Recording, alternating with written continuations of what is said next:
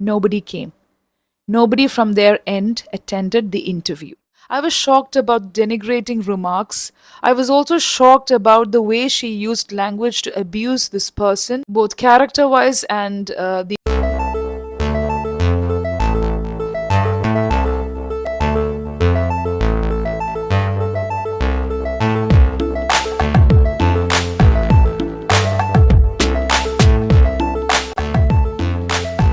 This happened in the UAE.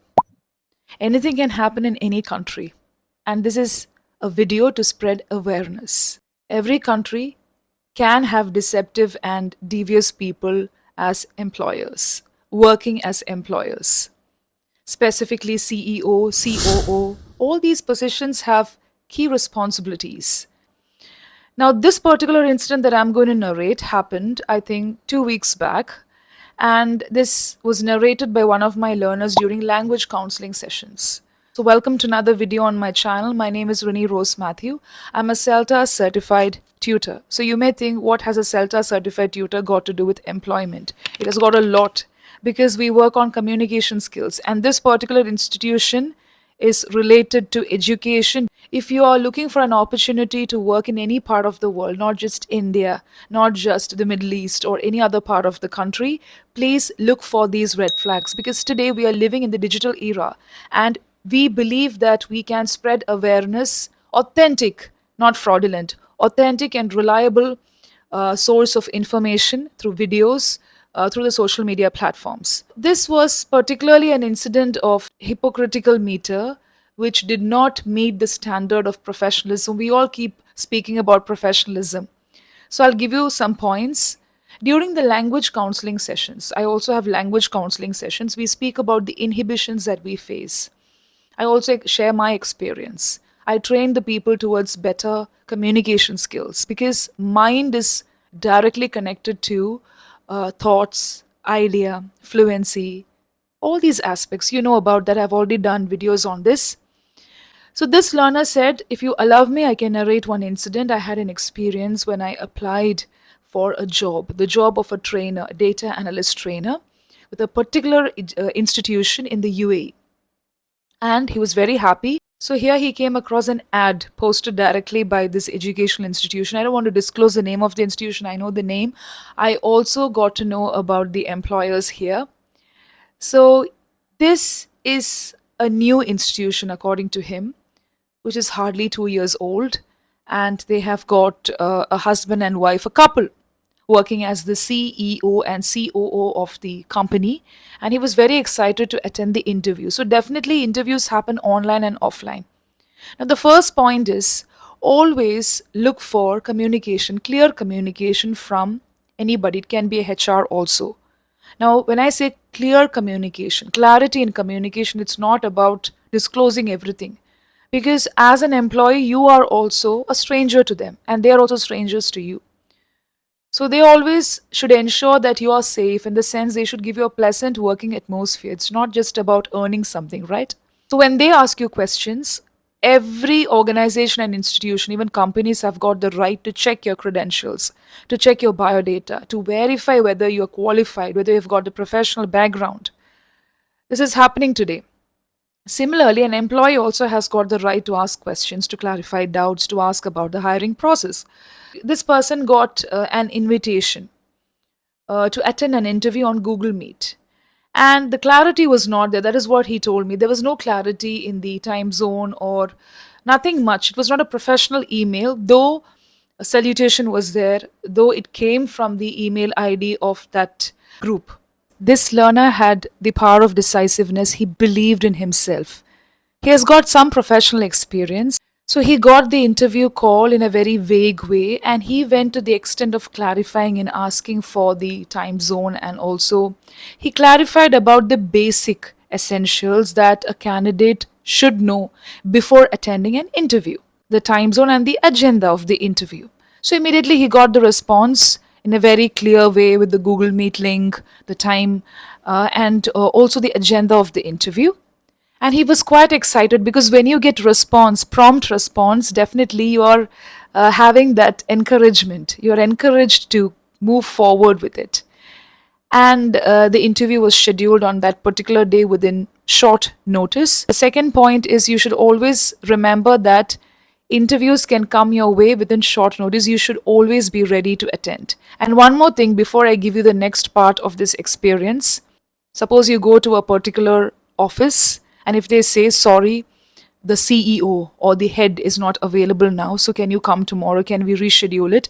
It happens all the time. I'm not saying it's okay because you go all the way and then you have to come back, but that is also part of employment. Here, it was an online interview first. So he was excited. He logged in. He waited for almost 20-25 minutes. Nobody came. Nobody from their end attended the interview. I'm not saying that you should get disappointed, you should start whining and whimpering about it. Of course, you'll be disappointed because when you're excited, when you expect somebody to join the meeting. So if you have a conversational session with me, or whenever I have a training session with you, you will expect me to join. So there he waited. And of course, unprecedented situations can come in the way of anyone. It can hinder the plan for a day, which is okay. He waited, and then after the meeting time, he sent an email saying nobody joined the meeting with a screenshot. So he got a response immediately saying the CEO sir was not available, so we have to reschedule the interview. Thanks for your understanding. So for courtesy's sake also, no apology, nothing of that sort. I'm not saying that every employer should come and apologize to the employee, but there are some professional ethics that we have to follow. I have several situations where people may not be able to attend training sessions, where I myself fall sick. So this is a private, personal kind of space where people request training sessions. I have the liberty to work as a freelancer or even schedule my sessions, but still, we need to meet that professional ethics. That is what I'm trying to tell you. So he was a bit upset, but still he understood the situation that something went wrong, but no clarity was given. So immediately this person told me from the beginning the communication has never been clear. So when you have the gut feeling, when you analyze the situation, if you feel that the communication is not clear, it can be considered as a red flag. But still, the next day, because he was already working, he was quite busy. The next day, he sent an email saying, I understand your situation. So I don't want this to happen to you. That's why I'm sharing this for awareness sake. And please don't assume that everybody works like this in the UAE or in India or in other parts of the world, Canada, Australia. No, it's not like that. You may have similar experience. You may not have been also through these kind of experience. So before jumping into conclusion, please watch the whole content. It's my request. Then he said that he sent an email saying, I understand your situation, but he expressed his concern that he could have been informed. Not that he was waiting for that 25 or 35 minutes, but that is also part of professional ethics. He expressed whatever he had to. He was a bit upset and he went to the extent of posting a review on Google. And he clearly mentioned that it was the interview experience. Now, you should also know that according to some companies and according to Google also, you cannot post a review about a particular institution or a company with reference to an interview experience on Google. You can post it on other platforms. There are several other platforms where you can definitely express about the salary, the working condition, the atmosphere, the employees, the employers, everything, because that is also for public awareness. Nobody should get trapped about the different agencies. And on social media, people openly speak about it. I'm referring to authentic and also reliable source of information. The next point is when you come across low ratings and very poor Google reviews given by customers, clients, you have to cross check about that institution because it can be done in an unnecessary way, or it can be done because of indirect experience or even fake experience without any authenticity. And at the same time, when you come across 5-star ratings, 4.9 ratings, 4.7 ratings, also you need to cross check. If you can't find a single negative review, please be assured that you have to cross check. I'm not saying that it is wrong, but you have to cross check. He went to the extent of doing it on Google, so I said maybe you shouldn't have done at that time on that particular platform. Immediately he got an email from that particular group. Till then there was no response. He sent an email saying, I'm a bit upset, I'm a bit disappointed because nobody joined the meeting, and there was no response for 1 week. And when he posted this Google review, he got a response email saying, we came across your review and we request you to take down the review because you may have to face legal proceedings if you don't do it. Every country has got their own rules. I'm not sure about it. If you know about it, please comment beneath this. But still, I feel it's a professional space and he did not have any experience with this service. So I asked him, did you mention that? He said, yes, ma'am, I mentioned I don't have any experience with this service, but I mentioned the name of the person and the company. Okay, then what happened? Till there, like you can say there was a balance. Then there were to and fro mails sent. Immediately, the candidate responded saying, in fact, I posted about the interview experience, not about your services. The person sent an email saying, I'll definitely take down the review. But remember that these are not false allegations. I had this experience with the company or with the institution, and I think I have the right to speak about it. So, definitely, everybody has got the right. But remember, I don't think it's to be done on Google. This is one particular point that you can take note of. A particular company or an institution has got the right to appoint you, to reject your profile, but no CEO, no employer, no COO has got the right to demean you, to degrade you, to pass false allegations against your professional background, against your qualification, against your character. So the next email had so much. He shared the screenshot with me during the language counseling session. I was a bit shocked. When people speak about professionalism in an exaggerated way, in that particular email, I saw this person mentioning about professional standards followed in a particular company. Yes, every institution, every company has got rules and regulations, and you have to follow that. You have to abide, adhere to those rules and regulations and ideology. But going to the extent of speaking about the professional background of this person, demeaning, degrading, and also using this particular word, hypocrisy. All your emails went to the extent of showing some hypocritical standards. Such strong words cannot be used when certain things are not proved, when certain things are false. So, from the side of this candidate, maybe he posted the Google review, which was not to be done. But is it okay for an employer to pass demeaning comments when there is no clarity? I'm coming to clarity in communication. The first reason given was that the CEO was not available. That was an abrupt response sent by this particular employer. And then he showed me this screenshot where the person mentioned that there was a medical emergency, but that was not given at that time. Anyway, maybe it's true. We don't know. But always remember, when you become an employer, if you have any plans of beginning your startup business or anything, make sure that you value the time and professional standards of your company and of others. The kind of remarks and statements given based on the convoluted and coagulated statements, ideas, notions, assumptions had nothing to do with the essay that she sent. It was a female staff delineating their professional standards, the ethics, and everything. Remember that everybody comes from a different professional experience and upbringing. You have got no right to demean somebody else. You can give a constructive feedback if it is asked for. When you have a family business, especially a startup business by a couple or by a group of people leading a very small team, make sure that you do your own research. And you can't work with people who are dismissive, bossy, domineering. Dominating is okay because as a boss, as a manager, or as an employer, they may have to be very assertive. Being assertive is very different from being demeaning. When you get some money, when you become affluent, there can be chances that you exhibit excessive pride. But we also know about legends. We have also read about people who are quite wealthy but very humble. Here in this email, also, she promulgated core values such as discipline, humility, obedience, then ideology. All these things are very big words connected to great philosophers, spiritual ideology, and also human ethics, professional ethics. But when we speak about this, make sure that it's practiced at least to an extent. And the kind of emotional intelligence portrayed and exhibited by this group was not a match to what they showed to this candidate. So you can imagine the way they treat people. So I said to this person, consider this as an experience, not as a feedback. Forget about what the person said.